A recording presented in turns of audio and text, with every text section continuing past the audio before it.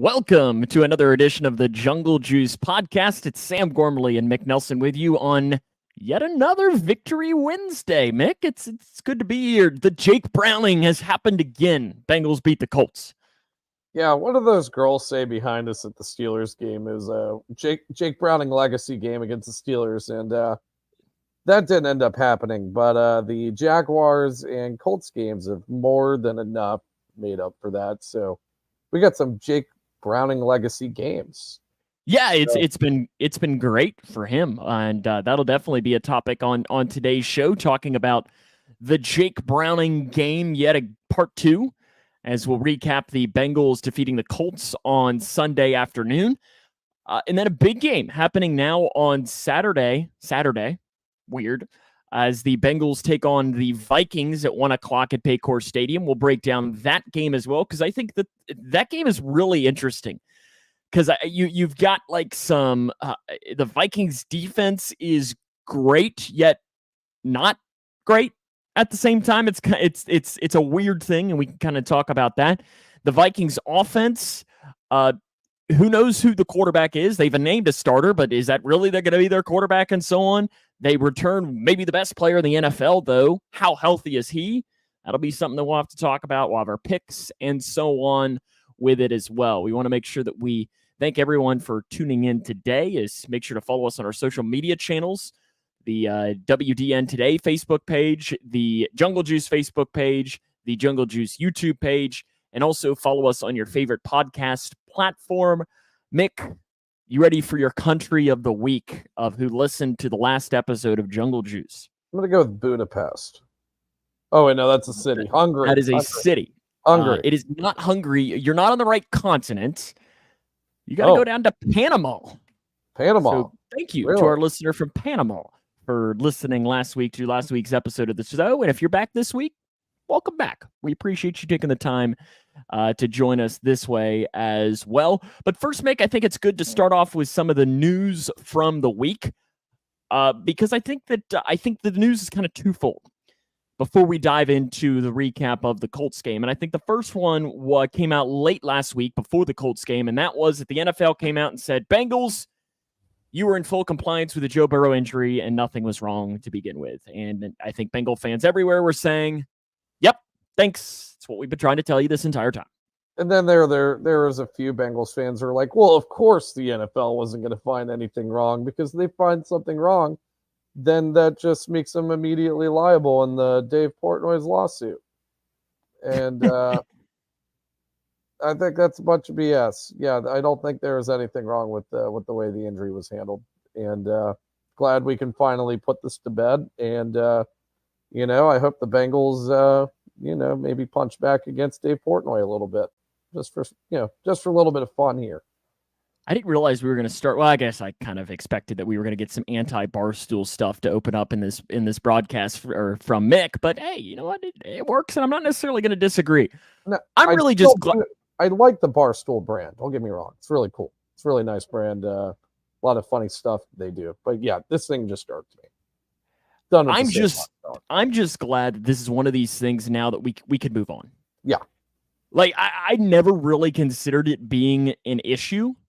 Because, I mean, you read into it, like, my biggest thing from the opening moment, and I think I said it when we did the emergency podcast Friday night that the injury was released earlier that day. And I think I said something along the lines of, what benefit did the Bengals have into lying about that? And there was none. None. I mean, I couldn't figure out a benefit. It's like, do you really think the Ravens, if Joe Burrow was put on the practice report of being full participant in practice with a right wrist injury, was that going to change anything they were going to do? No. They're really good defense. They weren't going to change anything. The only thing I can think of is like they just dial up the pass rush more and like, oh well, Joe Burrow's wrist is hurt. He doesn't have enough zip on the ball. We might we might be a little more lax in our coverage, or maybe we're not doubling guys as much, and we're rushing more people and trying to get them on the ground. It seemed like they were just doing that anyways. But that's the only like benefit I would think the Bengals would have, is that like, oh, they don't want they don't want the Ravens to dial up the pass rush on them or anything like that. So, I mean, that's the only thing I can think of, which I think would be a pretty poor reason not to disclose an injury. Yes, I completely agree, and I'm glad that this is not a thing, and we are instead can just move on and talk about other things, which is what we can do right now as well. Because I think the other big interesting thing before we dive specifically into the Bengals aspect of this is that we're starting to get into interesting playoff discussions. Everybody's 7-6. You get a Yes. 7-6. You get a 7-6. Because Everybody. right now, the Bengals are currently in 10th place in the AFC, but they are tied with 6 teams for both 6th and 7th, and they're 1 game back behind the Joe Flacco-led Cleveland Browns. And they play a lot of these 7-6 teams to end the season. Yes, they play Steelers 2 of them, at least. 2 of and them, Browns. And heck, the way the Chiefs are going downhill, they very well could play the Chiefs because the Chiefs are trending in the wrong direction, and Denver's 1 game out. I would love. I don't particularly love Russell Wilson. I don't necessarily dislike him, but I would get thorough enjoyment if the Broncos win that division and Kansas City has to go on the road or something in the first round, or even better if Kansas City gets knocked out of the playoffs. The Bengals get in above them because of everything. I don't see there really being a path, but I would get thorough enjoyment out of that. Yeah, I mean, if Broncos win the division, and not to get too off topic here, but that really would just speak to Sean Payton's coaching acumen, which it's already a Hall of Fame resume as is. But you go out, you win the AFC West with Patrick Mahomes, and it's not like the Chiefs had a lot of roster turnover this year or anything like that compared to last year. So, yeah, I don't know. Crazy. 7-6 everywhere. Parity has never been there's never been more parity in the league than there is this year, I don't think. I do want to let's spend 30 seconds. Okay. You know what? I'm going to set the timer. We're right now at the live count. It's at 7:45. So we're going to get 30 seconds to talk about how Patrick Mahomes is a whiner. Ready, go. He's a whiner. It was offsides, and I'm just I don't know. It was offside. Why are we whining? That it's like he's projecting his feelings about Kadarius Toney onto the ref. And at least he's doing it at the refs and not at his own teammates. So, I mean. Correct. It was one of those things. I've always liked Patrick Mahomes. I've respected him. I don't really like the Chiefs, but I like him. But I felt like he came off really, really whiny. Okay, there we go. There's our 30 seconds. We're not gonna dive too far into it because I could probably talk for the next hour and a half on how I feel about that entire situation. I mean, I'll just say this. I mean, I'm not going to let one incident really determine how I feel about Mahomes, because I think that other than that, and the going's been good. So it's kind of until the going doesn't get as good, it's when those types of moments of emotion come out of players. But hell, Brady shootout refs, he was a pretty constant in terms of chewing out refs in his entire career. And look at the way that guy's celebrated across the league, and nobody's ever given him the label that he's whiny or anything like that. So yeah, I'm going to give Patrick a little bit of leeway here with that whole situation. I'm not. I think you look like an absolute clown in the process of doing it. Frank, appreciate you taking the time to join us here on today's episode of Jungle Juice.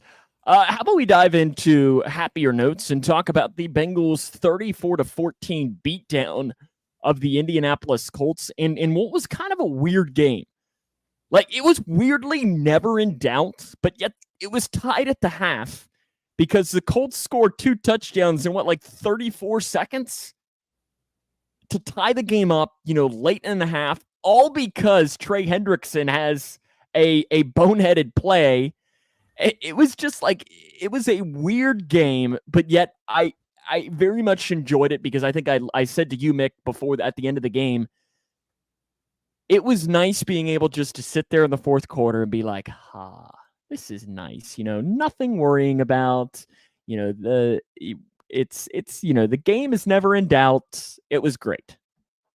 Yeah, it was a very complete win by the team. It was a great team win.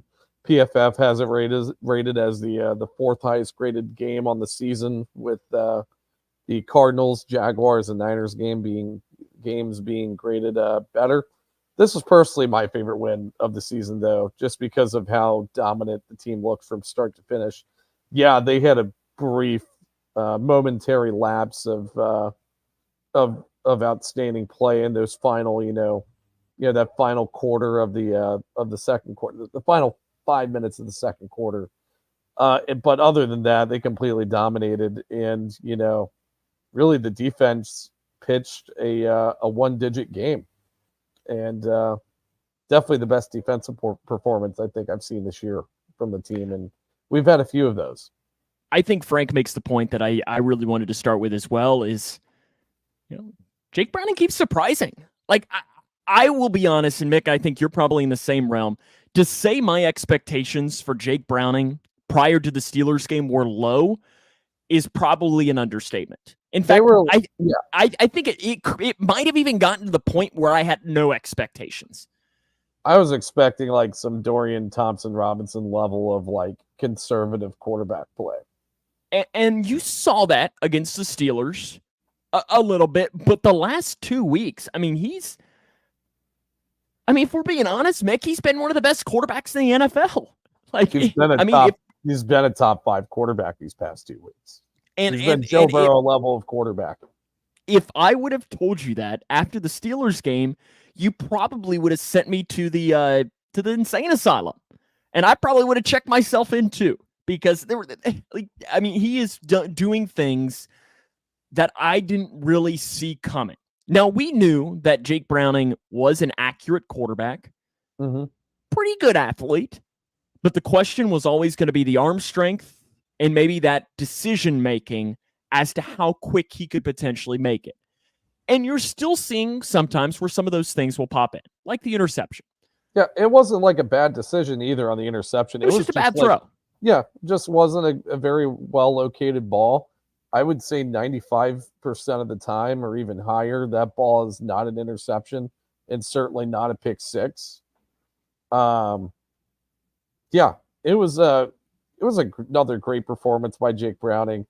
Only had 6 incompletions, one of which was the pick six, and 2 of them were drops by T. Higgins. So, really, it should have been only 4 incompletions on the day, which is just crazy high in terms of, completion percentage.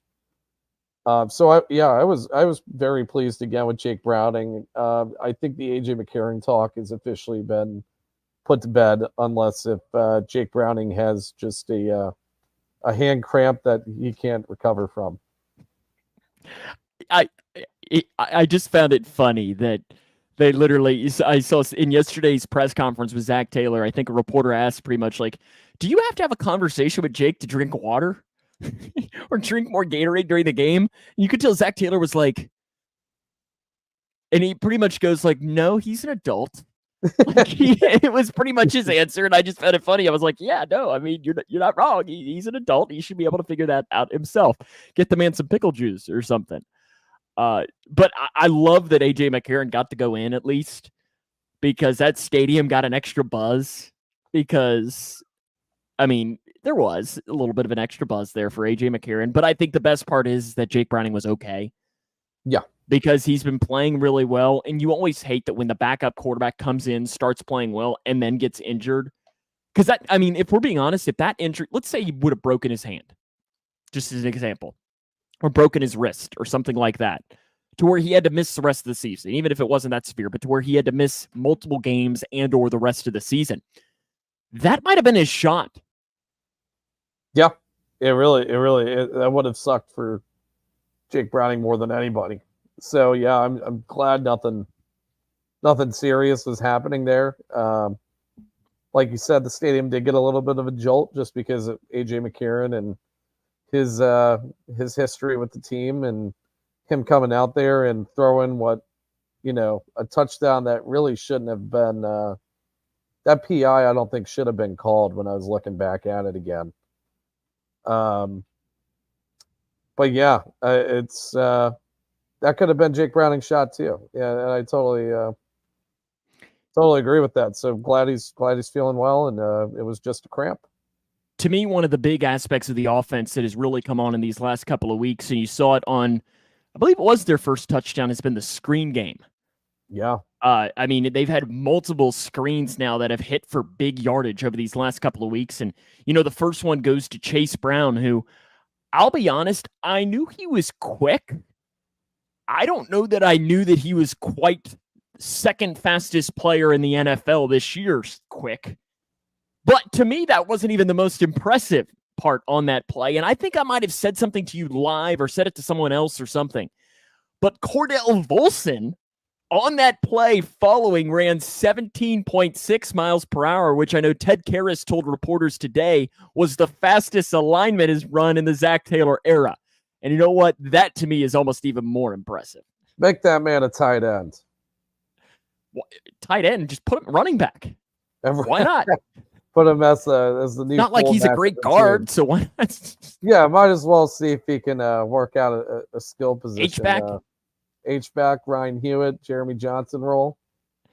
Louis Vakapuna? I keep on forgetting that guy exists.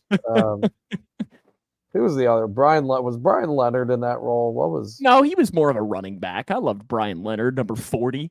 You can't forget about that man, the legend. But I'm trying to think. There was another one in that era of fullbacks, post Jeremy Johnson. Sethan Carter. Sethan Carter, he was more recently. And I agree with you with what Tommy says. Loves how Browning handles the screen pass, not forcing the ball out under pressure. He's waiting to let the receiver get a nice opening. And I think the screen game has been something that we have seen the offense use a lot this season. Now, part of that early on in the year was because Joe Burrow had to get the ball out quick because he couldn't move. Yeah. But I think the philosophy of those is get the ball to your playmakers and let them make a play. Mm-hmm. And you've seen over these last couple of weeks that the playmakers are making plays. Yeah. And it also helps with, as you mentioned, Joe Burrow was hurt, so they knew he was getting the ball out quick. Defenses knew that. Where teams aren't necessarily expecting screens all the time, albeit that you do have a backup quarterback in. But, now that you're not being nearly as predictable with using screens all the time, they turn out to be a lot more effective against opposing defenses. So, and really just Jake Browning's ability to feel out that game and pretty much feel out the quarterbacking process in general. No, he doesn't have the best arm in the world, but dude's wickedly smart. Obviously has the pedigree in college, and I think that just his lack of tools just kept him from being drafted. And we very well, like, if not to get off topic again here, but if the Bengals didn't sign him to the active roster in week 18 of last year, I don't think he's on the team. We might have had backup quarterback Trevor Siemian. Yeah. And which is just crazy. I mean, yes, it just shows you the things in the NFL. I know Frank writes in here and says, why has Chase Brown never been used?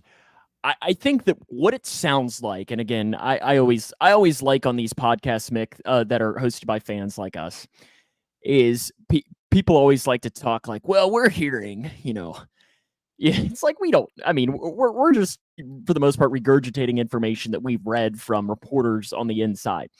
And I know Paul Dehner Jr. on Hear That Podcast Growling by The Athletic, which is a great Bengals podcast. It's the second best Bengals podcast behind ours, Mick. He said that pretty much the thought process is that game before Chase or after Chase Brown got hurt. So that week in practice that Chase Brown got hurt, that was the game that they were finally going to start adding him more and more to the offense. Then he hurt his hamstring that week in practice. So because of that, it drops all the way down, and he's had to kind of bring himself back up. So I think if he doesn't get hurt, you would have been seeing some of this back week 7, 8, or whatever it was, 6. I can't remember exactly which game it was that he got injured. So yeah. I think that's more of what you're seeing, but I think we're seeing this, and it's also something you see a lot with these young college running backs, especially in later rounds.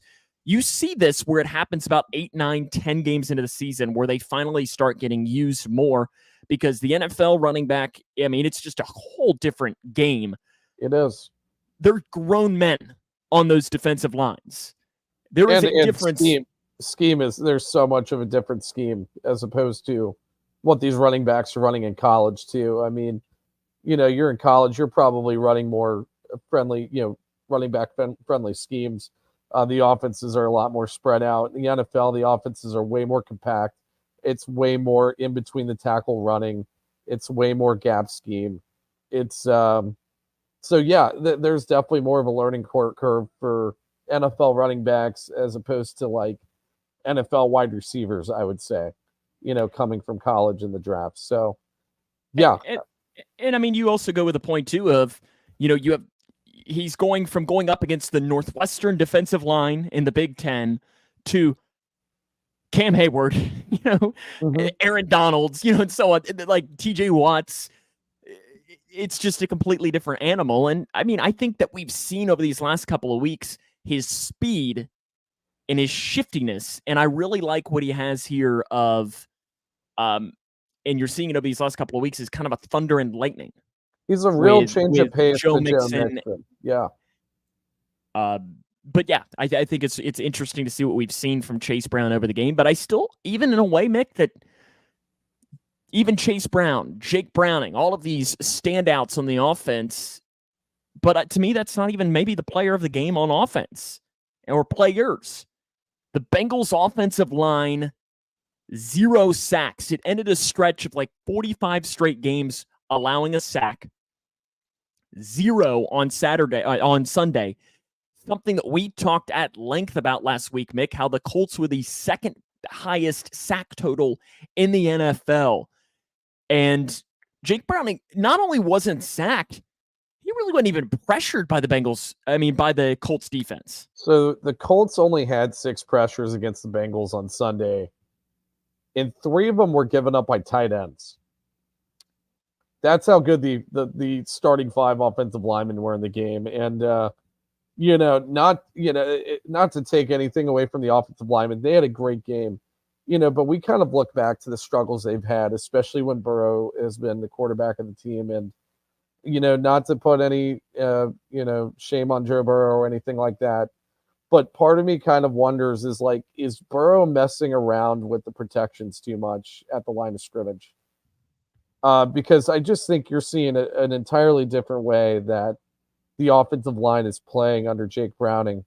Now, obviously Jake Browning's in and defenses are giving way more different looks than what they're giving Burrow. And that might be the reason why, the protection seems to be off or, because of the scheme that the defense is running on the other side. But yeah, it definitely makes me wonder, how much leeway are they giving Joe in terms of determining what his protections are and everything else involving the offense? I really think Joe Burrow gets to do whatever he wants. And rightfully so. But yeah, it's just weird that we're seeing the offensive line have,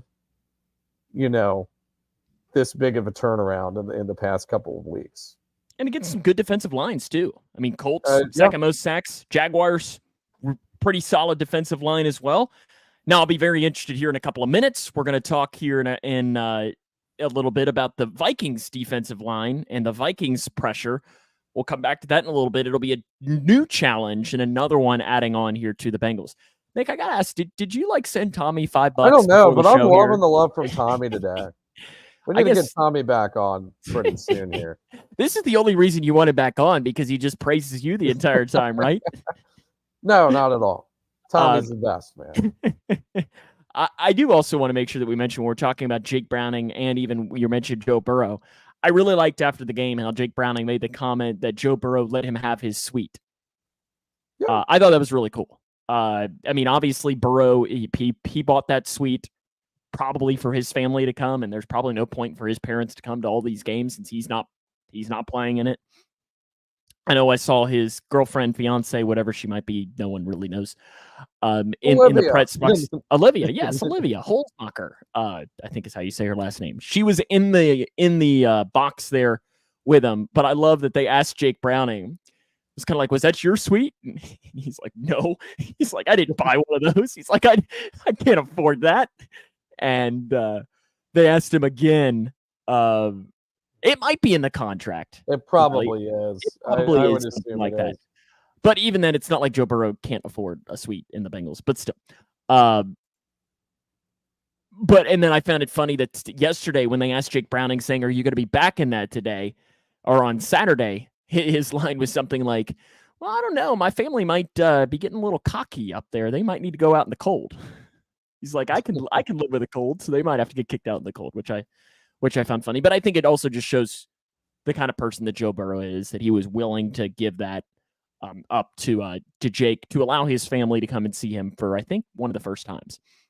Yeah, I really do like we're seeing Joe as a leader other than being the quarterback of the team right now, which it sucks that, he had the season-ending injury, but, that hasn't stopped him, I don't think, from making a huge impact on the team and a huge impact on the way Jake's played. It seems like Joe is heavily involved with everything that's still going on with the offense, albeit just from the sidelines. Obviously, he's showing Jake Browning's family some love with the whole suite situation. So, yeah, I mean, it's just, it's a very, very cool gesture by Burrow to do that and what he's done, in these past few weeks, given all the adversity he's faced. I know one of the things that I think Paul Dehner was talking about on his podcast was that Burrow has been very good about pretty much he is in every single meeting. So he has spent time in the linebackers meeting.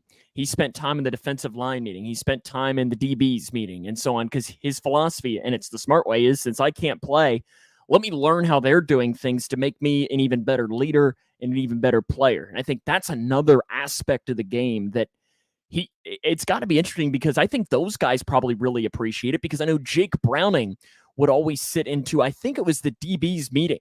Mm-hmm. He would always be in there because it brings a different philosophy. The defensive backs are thinking about it as the defensive philosophy, but Jake Browning could come in there and say, hey, me as the quarterback, we're thinking this. And you never know if it's not something that the DB is thinking about. So yeah, I think that up there is really a smart decision by Burrow, not just for himself, but for the team as a whole as well. That's why you pay your guy $275 million. And also, I wonder if this more think tank philosophy with hey, getting some offensive players involved in the other side's meetings. I wonder how common that is in the league, because I feel like that should be such a beneficial thing from all sides, because yeah, the defensive players are getting into the minds of what the quarterbacks and other offensive players are thinking, and vice versa. So I wonder how commonplace that is in the NFL, or if the Bengals are really one of the only few teams that do it. Be interested to kind of look into that and see how other teams or how the league as a whole approaches that whole situation. Yeah, it's one of those things. If they're not doing it, they should. Yes. Because it's a really intelligent way, especially when, at the quarterback position, these guys are so intelligent. It's just on knowing the game inside and out. But so are those defensive backs, so are those defensive linemen, and you can really learn so much from one another with that. Speaking of the defense, Mick, you mentioned it right off the start, holds the Colts to 7 points. Mm-hmm. And really, those 7 points were only because Trey Hendrickson lost his mind there for a couple of seconds on a roughing the passer play. And that's what extended the drive. The Bengals defense was getting ready to get off the field. They bailed it out. I know we were talking to Troy, who is a Colts fan, and he was, I think, what did he describe it as, the worst offensive performance for the Colts since? That's what Troy said. Let's see. I actually want to see where PFF has this offensive performance. Well, the Troy rating system said it was the worst offensive performance in a long time for the Colts, and that's what matters most to me, Mick. PFF has it as a middle of the road performance this year. But I think it the also just Colts. shows that offense is just, they have a backup quarterback. They were playing technically with a backup running back as well. And I think you're really seeing it. Michael Pittman had a pretty good game. They went to him often. But I think one of the reasons, and the underrated reasons, is I think why that offense didn't have as much success is because the Bengals defense, their Achilles heel, really it feels like since I've been alive, has been the tight end position. And the Colts, yes, their one touchdown on offense was to a tight end. But if we're being honest, they don't really have a tight end. We talked about this on the show last week. We did. And I think you saw that. Now, guess what? There's a tight end. Talk about that in a few minutes. There's a top 3 tight end on Saturday. Actually, no, top 2 tight end on Sunday now. He's kind of good. We'll talk about him in a couple of minutes. But I think that is an interesting game. And I have not gone through and looked to see if the defense, the best games they played all season have been against teams that don't have great tight ends. I'll get into the PFF grades here and just kind of. So I'm trying to think of games that stand out. Rams, they have a pretty decent tight end. Shout out Tyler Higbee. Who, Higbee? Yeah, Tyler Higbee's elite tight end. Elite. Okay, well, I'll let you talk nonsense here for however long you want to do that. I mean, when's the last time Marshall had a tight end drafted in the league? Western Kentucky's had multiple. I don't know any tight ends. We had a decent tight end in Cody Slate. I think that's. I mean, you had like Mitchell Henry, rest in peace. Jack Doyle, Captain Jack. In there, I mean, the tops have had multiple, but still, the tight end U of G5 schools is yes, it is, yes, 100%, and of quarterbacks. But still, I think it's interesting with that. Hey, you know what, Tommy? I gotta support my tops. Gotta support the WKU guys. So before you get on your point here, Colts, but here's the top 5 defensive graded games for the Bengals. Okay, let's go with that. Number 1, Colts, no tight end. Number 2, Jaguars, Evan Ingram, but he's not really a tight end. He's a wide receiver. Jason Rader, do not know the name. My dad probably knows it, Tommy. Rams, Tyler Higbee, not very good. If you're me and you have, he's average. At least he is an average tight end. I would say he is in the bottom 2/3 of starting tight ends in the league. Wow. For Arizona Cardinals, the Trey McBride show didn't start coming out until these past couple of weeks, so we'll say probably no. Like Zach Ertz is a shell of himself. And then number 5, Niners, in which George Kittle absolutely smoked us. Yeah. So what's the worst 2? Do you have that, or worst 2 or 3? The worst 2, and actually one of them. So the worst one is the Tennessee Titans game, which they don't really have a. No, they do not have a tight end. Yeah, they got Chigakonkwo, who's okay, but Ravens, Mark Andrews. I mean, that's pretty good. And then the third, the Seahawks. Who's that? Noah Fant, not very. Jimmy good. Graham. He's on the Saints. No, I'm kidding. I love he's still in the league too. Like 40-year-old Jimmy Graham. I did see a post in the Houday Nation group a couple of weeks ago saying that we should sign Jimmy Graham. And I think it might have been our good friend Alex Schubert who commented, being like, he will be 75 years old next year. Like, we do not need I can't believe he's in the league. I can't believe it either. Anyways, so yeah, like your point, they did not play. It's not a perfect science, but it is. I mean, there is something to say. Now, that's not necessarily the case for Saturday. But, is there anything else you want to talk about, Colts, or do you want to do our seamless transition? There are a few things, actually. Okay. Because I want to give the defense a lot of love here. First of all, like I said, this was the highest rated game by PFF by the defense, and I definitely agree with that. And the craziest part is that the pass rush wasn't even that great in this game. Yeah, they had 4 sacks. They only had 8 pressures in the game. Now, it turns out that half of those pressures turned out to be highly impactful plays, which is a good thing. But this was definitely the best coverage game the Bengals have had all year. Cheeto looks like his old self on Sunday, having a pass breakup and only giving up 3 receptions for 18 yards on 6 targets. we got to give a shout out to the coming out party of DJ Ivy, who, he only had 10 snaps, but he definitely wasn't They were impactful. Yep, they were impactful. He was targeted 3 times in those 10 snaps, only allowing 1 reception for 4 yards, also had a pass breakup. So, and also forced the fumble and got the fumble recovery. Yeah, and special teams. It was a great coming out party for DJ Ivy. The run defense was spectacular. The Colts are usually a pretty good running team. And, they limited them to 46 yards on 18 attempts, only 2.6 yards per carry against a run-heavy team. So, yeah, and then Trey Hendrickson also had a really good game. 2 sacks, 4 pressures, was the team's pretty much the team's entire pass rush. And it's kind of been in that sense all season for the defense. So, just a great performance from the defense. And I'm hoping they can build off of that. He won't. But Trey Hendrickson needs to be mentioned in the conversation for Defensive Player of the Year. I think he's in conversation for an All-Pro. Because Player of the Year, I don't know. He won't. He's 13 and a half sacks, right? In terms of impact on the defense, I feel like he should be in that category for sure. Yes, and he's been the best player on defense, but All-Pro without question, he should be in there.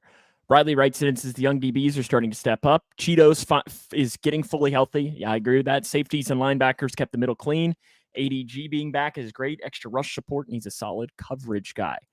Yeah, Cheetah does look like he's pretty much healthy and back. His grade has gotten a lot better throughout the year. He's starting to turn back into his old self. If there's one bad note I want to talk about, though, DJ Turner had a really bad game for the second game in a row. Gave up 5 receptions for 77 yards in the game.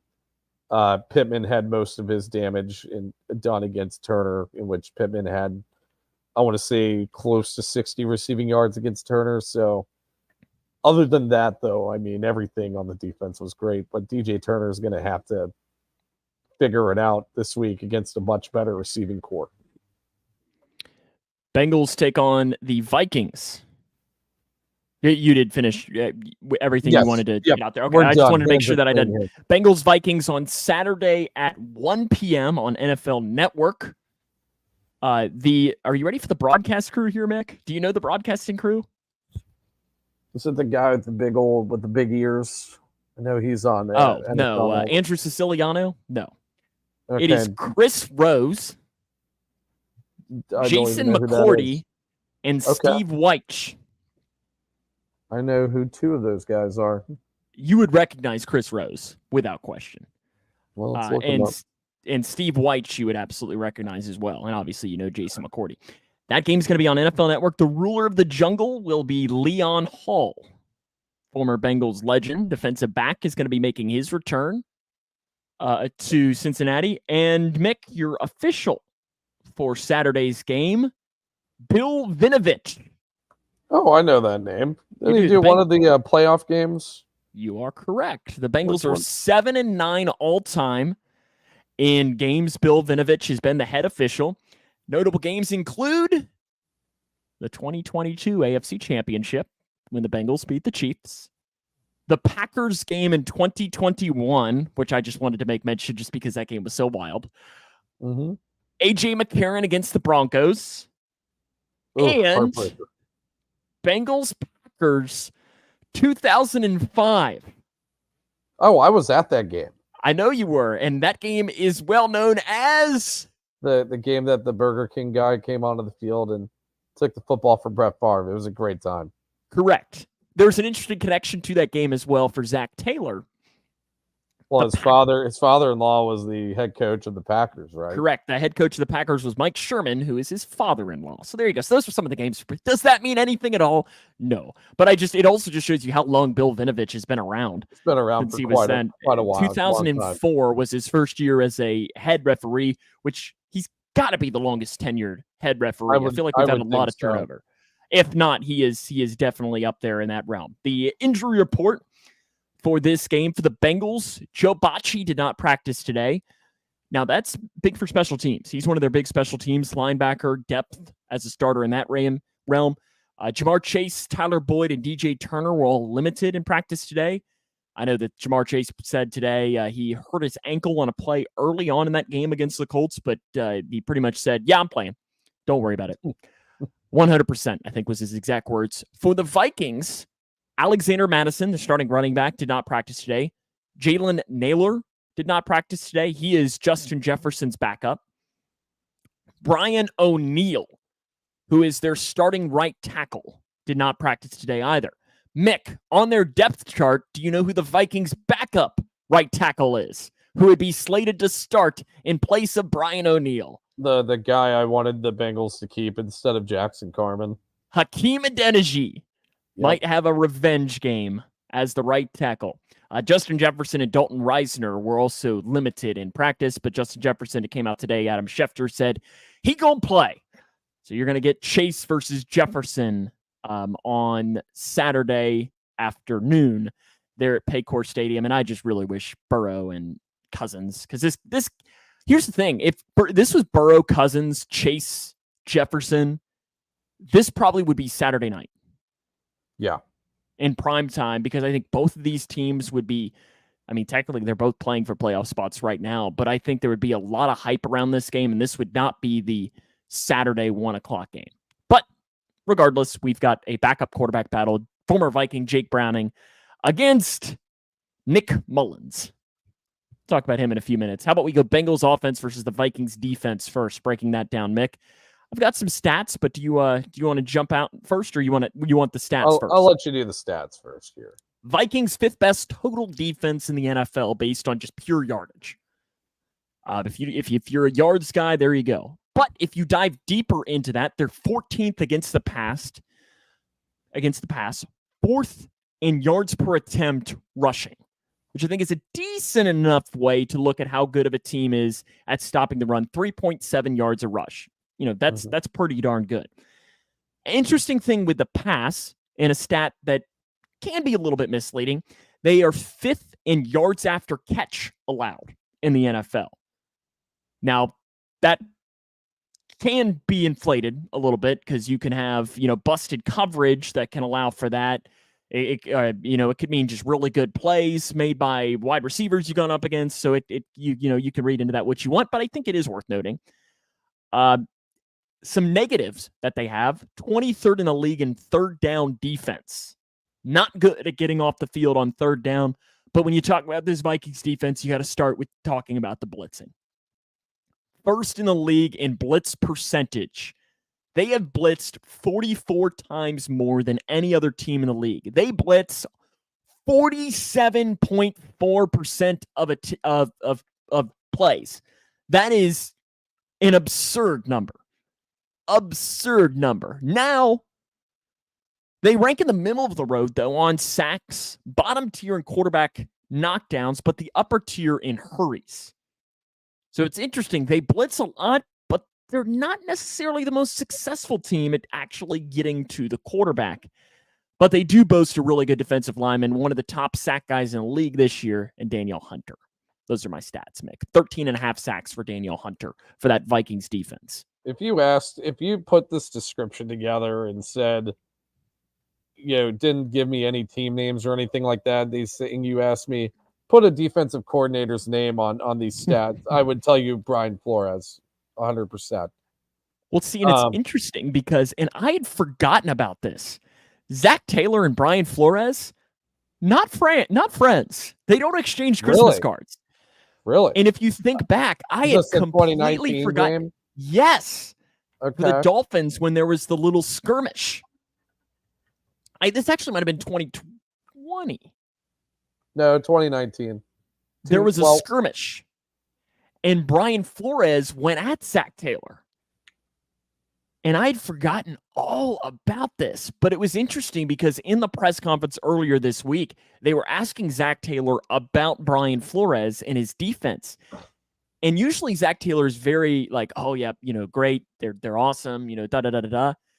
He was a lot more like, they blitz a lot. Like there was not much praise for Brian Flores, which I just appreciate because Zach Taylor just seems like the guy that everybody is friends with. And he's friends with everybody. It was 2020. I thought so. Okay. Quentin Spain. Yeah, that's right. Quentin Spain was the only lineman in that spat. Bengals legend. But Brian Flores and Zach Taylor were kind of in the middle of that. So I just found it interesting that there's the Brian Flores, Zach Taylor rivalry, which I personally love. Yeah. I don't know if I even remember that. I'm not going to lie. That was one of the Brandon Allen about games. it That was until I one of saw the it. early Brandon Allen games, probably where I was like Depressed. I don't know. Yeah. Yeah. So, but yeah, that's a good description of a Brian Flores defense. He blitzes the hell out of opposing teams and runs press man coverage, which can go wrong at times, which kind of explains why the corners on his teams have graded poorly, and the pass rush is actually rated as the worst in the league this year, believe it or not, according to PFF grading. Yes, they have Danielle Hunter, but the rest of their pass rush doesn't really show. And that's probably why they have to blitz so much, because they can't generate any with only 4 guys. So, yeah, it's going to be an intriguing matchup for Jake Browning. The Vikings do have a pretty good safety duo in Cameron Bynum and Harrison Smith, who are both very good against the pass and the run. I would say they're probably at least the top 10 safety duo in the league. And like we've mentioned before, the Bengals will have to find a way to deal with Danielle Hunter, who is having a pretty good season with 14 sacks. Yeah, it'll be really interesting. To me, this is it right here. Bengals offense versus the Vikings defense will tell us who wins this game. I really think that because if the Bengals offense can offset the pass rush, I don't know that this offense can score at quite the level. Now, more so just based on the quarterback. Because I have questions when it comes to Nick Mullins. See, I would say it's the other. I would say it's the Vikings offense versus the Bengals defense, and not just because I want to go devil's advocate here, but there is one aspect of the Vikings offense that scares the hell out of me. And yes, TJ Hawkinson is involved with the tight end problem, but the Vikings have a very good receiving core with players that aren't just TJ Hawkinson. As you mentioned before, when healthy, they have the best receiver in the entire league in Justin Jefferson. Jordan Addison has had a very good year in his first year in the league, and filled the Jefferson role quite admirably. KJ Osborne, good wide receiver number 3. So, our coverage showed up last week for the most part, but DJ Turner against Addison or Jefferson does not. That's going to be a matchup to kind of look at, because DJ Turner hasn't had the greatest of games the past 2 weeks. And he's going up against much better receivers in this game. I think Tommy brings up the point here where I kind of feel a little bit better. Nick Mullins, 25 games, 17 starts. In those games, 27 touchdowns, 23 interceptions. He is very susceptible to throwing bad throws and throwing interceptions. And that's, to play onto your point, if this Bengals defense can take advantage of it, because Minshew really didn't have many bad throws, at least off the realm, because I guess it was what one interception, and really, was that even an interception? It was technically an interception, but really that's almost a fumble, as far as the BJ Hill one. Yeah, if you look at Minshew's performance, and the reason why it was kind of like a non-factor is just because it wasn't because, like you said, it wasn't because he was making bad throws, but the offense just never seemed to get into a rhythm in the game against the Bengals last week. So I think it kind of depends on whether Mullins can get the Vikings offense in a rhythm. Now, I do think he's better than Joshua Dobbs. I think Joshua Dobbs is vastly overrated. So I think you're going to have a better passer back there than what the Vikings have had out there the past couple of weeks. Yeah, that's a low bar. Yeah. better than Josh Dobbs. He was just being talked about as the best backup quarterback in the league like a month ago. Yeah, and I never believed that. I didn't anyways. I mean, I think the Vikings had to make a trade. Like, I don't fault them for that. And yes, he came off the bench and won that game on Monday night, wasn't it? Mm-hmm. I couldn't even tell you who they beat that night. Was that when they beat the Bears? No, they lost to the Bears on Monday night. Okay, I'm trying to think who he came off the bench and beat. I watched that game. Saints. Yeah, I don't remember. I think it was the Saints game. But to me, and we mentioned Justin Jefferson. We could talk. I mean, we could spend the next 3 hours talking about how good of a player Justin Jefferson is. But as we mentioned about 20 minutes ago here, to me, it's T.J. Hawkinson. And that's another key is, can the Bengals not let him lose his freaking mind? Because I don't know what his over-under is as far as yardage. In fact, I'm going to probably see if I can't look if it's even been posted yet. I will probably smash the over just because the Bengals have not been good at covering elite tight ends this year. And he is, like you mentioned, Mick, an argument could be made. I think an argument could be made might be the best tight end in the NFL. You could make that argument. Top two right now because Mark Andrews is hurt. But yeah, it's been pretty good this year. So yeah, I mean that's it's 52.5. Isn't that free money? Under? Isn't that free money? That's a pretty high mark. It's not like out of this world high. Oh wait, 52.5 receiving yards? Yes. Oh, I was thinking of over under total for the game. No, yeah.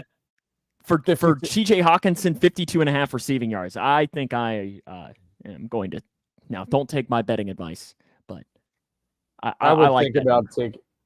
I wonder. Freiermuth went off for like 130 yards a couple weeks ago. Yeah, that's yeah. Justin Jefferson 75.5 on there, which I'd take the under. I agree. I don't know. Depends on how injured the guy is. Exactly. And who's going to be matched up with them the whole game. Like if Turner's against him, you think it's going to be Cheeto then? Well, I don't know. He went up against Cheeto 2 years ago and torched him. So that's I don't know. He does that to a lot of cornerbacks. He does. Not saying it's because Cheeto's bad. I'm just saying Cheeto was really good in 2021 and Jefferson torched him. So yeah. So yeah, I think the Vikings offense versus the Bengals defense is going to be like the much more telling matchup here. And see, I want to see what Jake Browning can do because I'm waiting, and it might just be me being the pessimist, is I'm waiting for the stretch where Jake Browning throws 2 picks in 3 drives. And then the question is does he then turn into what we thought we were going to get from Jake Browning?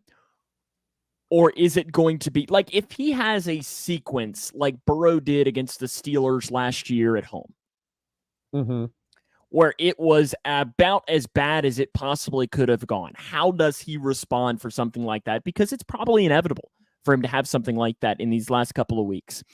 And I think with the blitzing coming from the Vikings, now we've touched on it, they're not necessarily great at getting there, but it's still coming a lot, something that he really isn't necessarily as quite used to.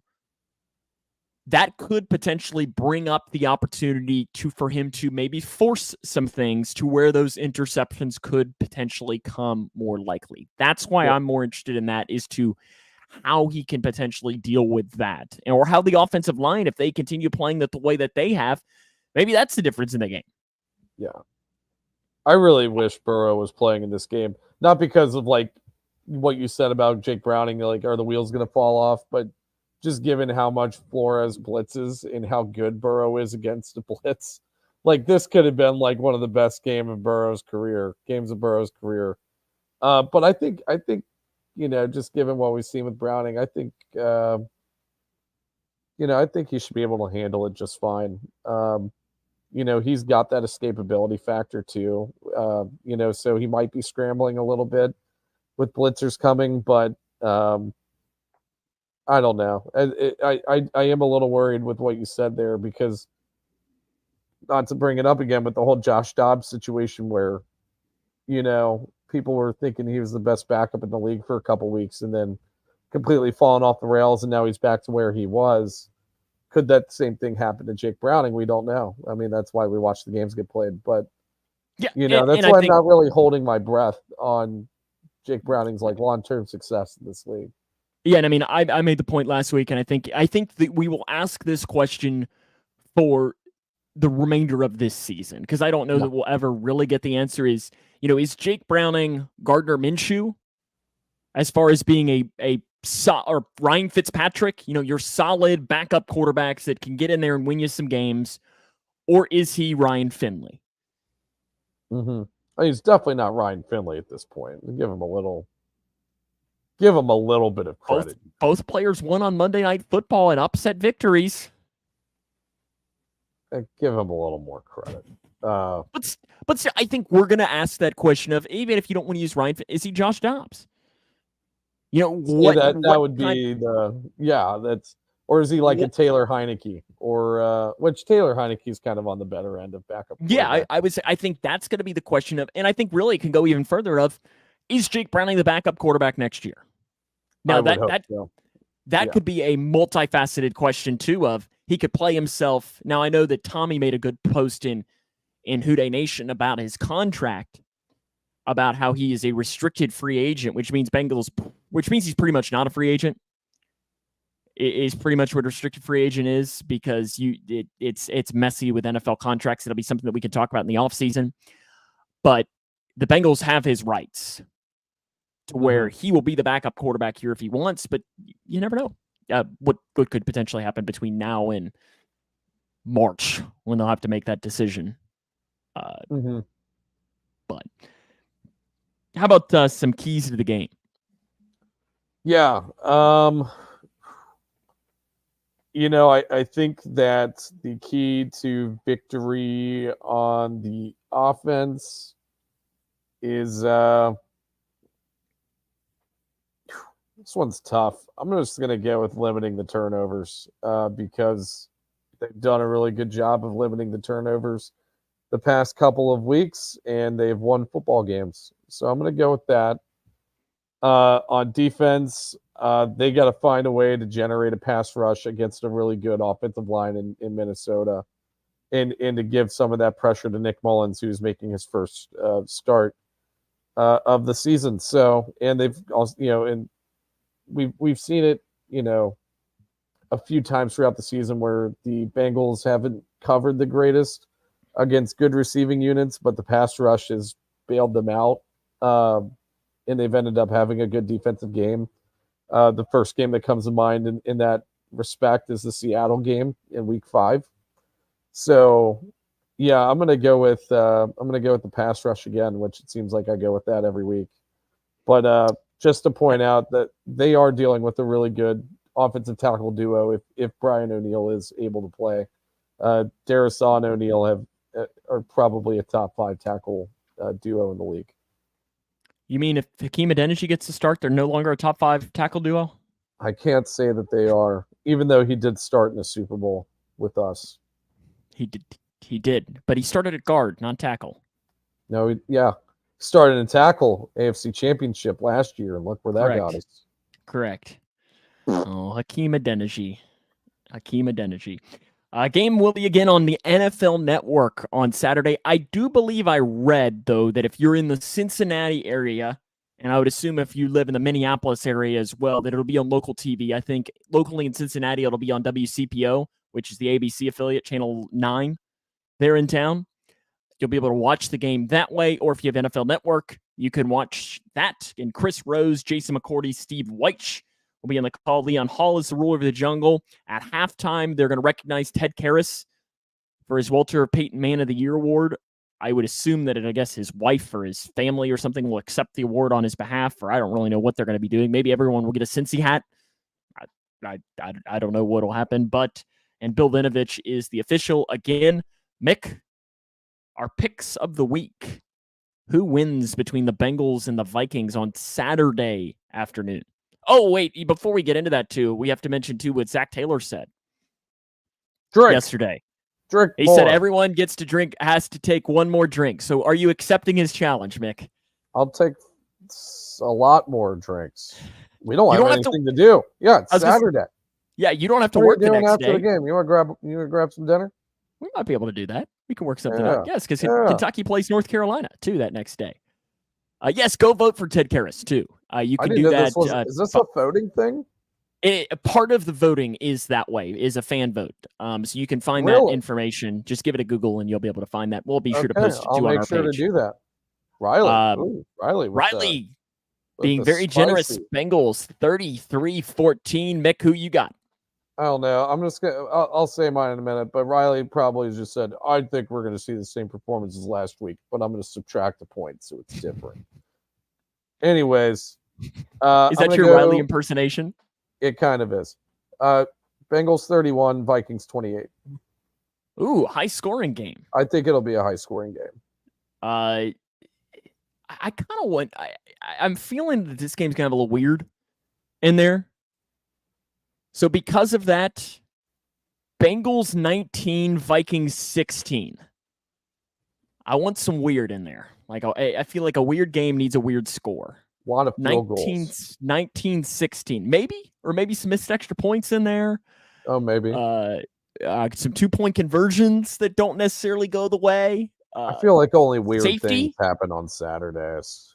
Exactly. That's why I'm feeling. So I'm saying 19-16 Bengals. We're all picking the Bengals. I know Frank, he said Bengals 24-17. Riley 33-14. Tommy, Bengals 20-13. Chase Brown breaks out big due to the blitzing, he says. Good point on the score. He'll send my cash out. Or good for something, Tommy. That'll wrap us up, though, here for this. Mick, do you have any parting thoughts before we wrap up? Do what Zach Taylor says, and yeah, that's all I've got left. Hooday, guys. Tommy, I hope you're coming too. I know you had mentioned that you were coming to the Minnesota game. I hope you are coming because we haven't seen you all season long, and plus you can bring the RV and just park it at Bengal gyms. I don't think anybody will I've got a guy who may have a parking spot available down there, Tommy. Oh, sells it for like $250 or something like that. He might have sold them. I don't know. But still, he's got a guy. So you two hook up and go with that. Make sure to follow us on our social medias. Jungle Juice Facebook, YouTube, the WDN Today Facebook page. We're streaming live there. Subscribe to us as well on your favorite podcast platform, Spotify, iTunes, all of the different ways, so you make sure that you don't miss any of the episodes for that. Hooday, Frank. Appreciate you joining us every single week. So that'll wrap us up for this week. Next week's show, too, we want to make sure that we mention will be on Tuesday. We're going to move it up a week because of I have a conflict next Wednesday, and then also with it being Saturday, it just kind of makes sense to move everything up since everything else will be moved up a day. So next week's show will be on Tuesday at 8 Eastern. So we'll see you then, as it'll be our final show before the Christmas holiday. Yeah. Merry Christmas, guys. It's been fun. I'll say that next week too, but Merry Christmas. I mean, guys. Merry Christmas. Maybe our Christmas gift can be wins against the Vikings and the Steelers. Really, that latter would make me even happier going into the Christmas season because you got it 3 years ago. Might as well do it again. Yeah. Yes. Let's do it again. That'll wrap us up for this week. We'll see you next week on Tuesday for another edition of the show of Jungle Juice. Hooday. Hooday. Thanks for watching.